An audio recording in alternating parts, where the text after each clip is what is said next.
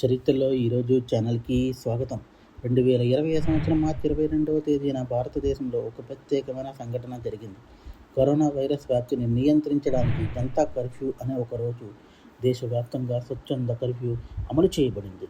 ఈ జనతా కర్ఫ్యూను భారత ప్రధాని నరేంద్ర మోడీ ప్రకటించారు. ప్రజలు ఉదయం 7 గంటల నుంచి రాత్రి 9 గంటల వరకు తమ ఇళ్లలోనే ఉండాలని పిలుపునిచ్చారు. ఆ రోజు దేశవ్యాప్తంగా రహదారులు, మార్కెట్లు, రైల్వే స్టేషన్లు ఖాళీగా కనిపించాయి. ప్రజలు స్వచ్ఛందంగా బయటకు రాకుండా ఇంట్లోనే ఉండి కరోనా వైరస్ వ్యాప్తిని అడ్డుకునేందుకు సహకరించారు.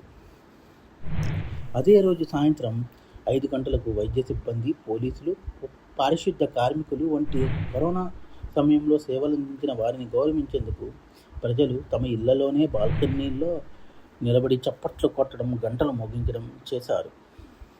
ఈ సంఘటన దేశం వ్యాప్తంగా ఒక్కటిగా కలిసి కష్టకాలాన్ని ఎదుర్కొన్న సంకేతంగా నిలిచింది.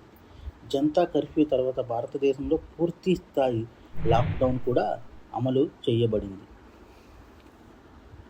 జనతా కర్ఫ్యూ భారతదేశ ప్రజలు కలిసి ఒక మహమ్మారిని ఎదుర్కొనేందుకు చూపిన ఐక్యతను ఒక గొప్ప ఉదాహరణగా చరిత్రలో నిలిచింది.